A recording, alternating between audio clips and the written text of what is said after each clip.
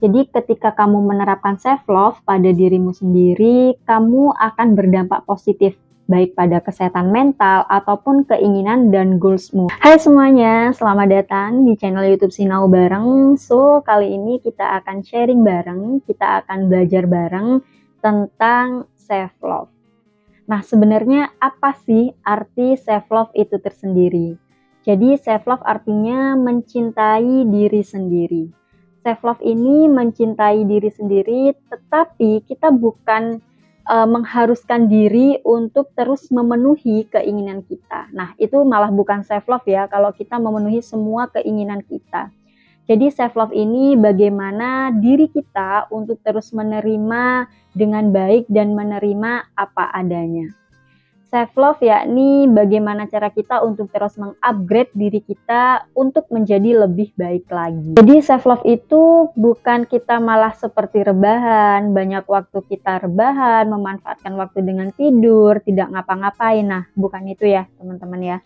Jadi self love itu bagaimana cara kita untuk terus mengupgrade diri kita. Misal nih, kita kayak punya hobi, ya sudah kita kembangkan. Ketika ada waktu luang, coba kita kembangkan, coba kita manfaatkan. Bagaimana diri ini berpikir, gimana sih caranya untuk terus produktif dan terus mengupgrade diri. Nah, salah satu self love ya, yang mungkin ini tuh yang aku terapkan dalam diriku, yakni ketika kita punya uang, ketika kita punya entah itu ketika kita kerja terus kita gajian dan kita pastinya kan save money, ada uang yang kita simpan. Terus kita rencanakan uang mana yang harus kita belanjakan untuk keperluan diri kita dan uang mana yang harus kita tabung.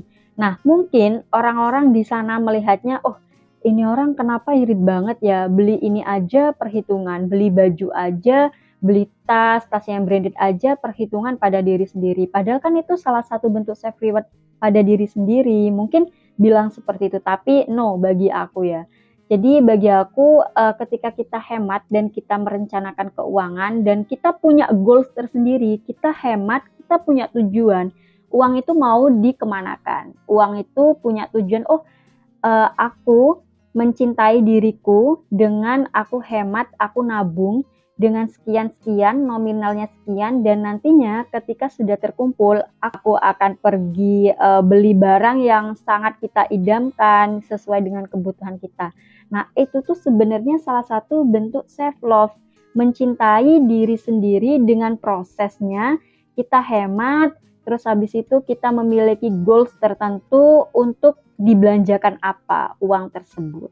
Nah, ada beberapa tanda-tanda kamu masih terlalu fokus pada orang lain atau kamu masih belum bisa mencintai dirimu.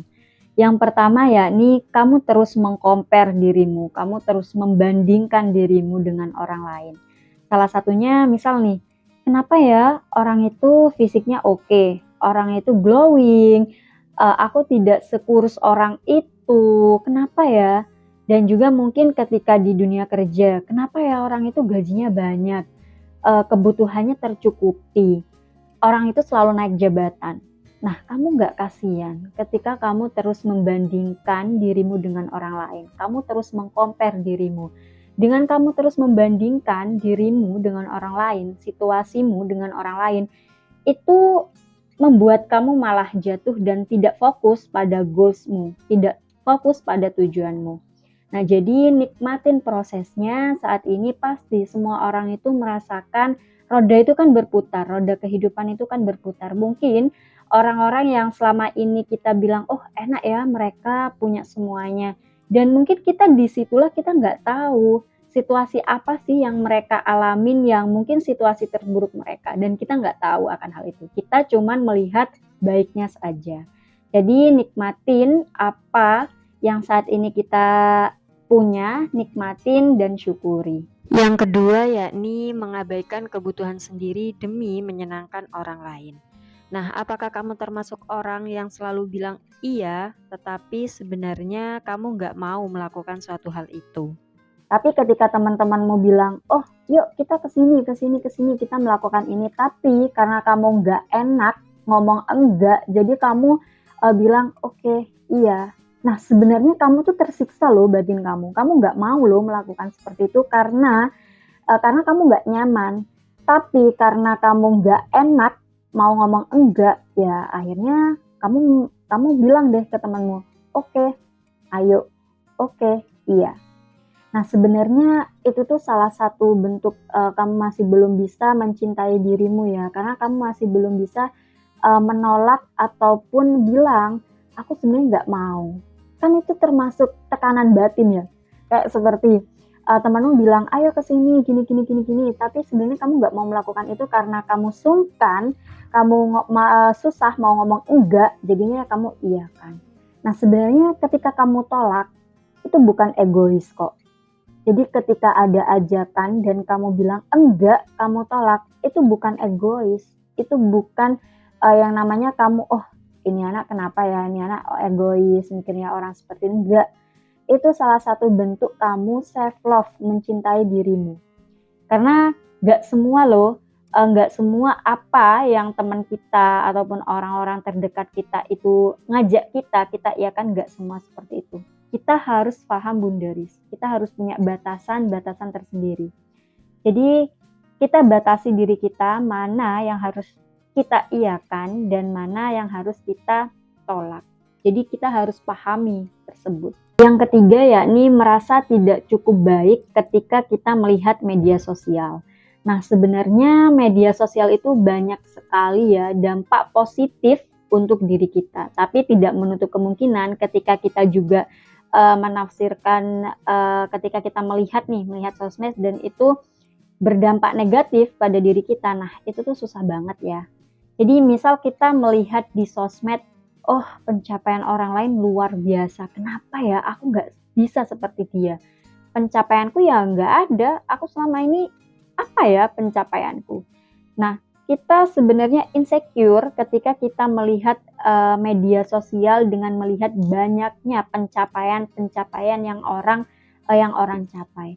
Jadi ketika kita melihat sosial media, coba deh kita rubah mindset kita. Mungkin ketika kita melihat pencapaian orang lain, kita malah ngebuat, aduh kenapa ya aku nggak seperti dia. Kita kayak menyesali, kita malah ngebuat diri kita jatuh. Tapi coba ubah mindset kita dengan kita melihat media sosial, kita bikin, oke, aku harus seperti ini. Ini menjadi positif, menjadi penyemangatku untuk aku melakukan ataupun mengejar goalsku. Nah, jadi ada beberapa strategi untuk mengurangi membandingkan diri. Yang pertama, coba deh kamu tulis 5 hal atau teman-teman bisa tulis di kolom komentar 5 hal apa saja sih yang membuat kamu itu bangga pada dirimu sendiri. Sekecil apapun coba kamu tulis. Jangan-jangan kita nggak tahu apa yang membuat kita bangga pada diri kita sendiri. Coba kita tulis saat ini apa hal, kita petakan apa yang membuat kita bangga pada diri kita sendiri. Coba kita tulis, kita resapi dan kita berpikir, oh ternyata aku udah melewati hal ini ya, aku bangga pada diriku sendiri. Kita kenali diri kita. Coba kita mulai mencintai diri kita sendiri. Yang kedua yakni kita hidup punya jalannya masing-masing. Jadi nggak perlu kamu berlomba-lomba dengan temanmu atau kamu ngerasa tertinggal. Kenapa ya aku seperti ini, aku ngerasa tertinggal jauh. Nggak, hidup itu bukan perlombaan.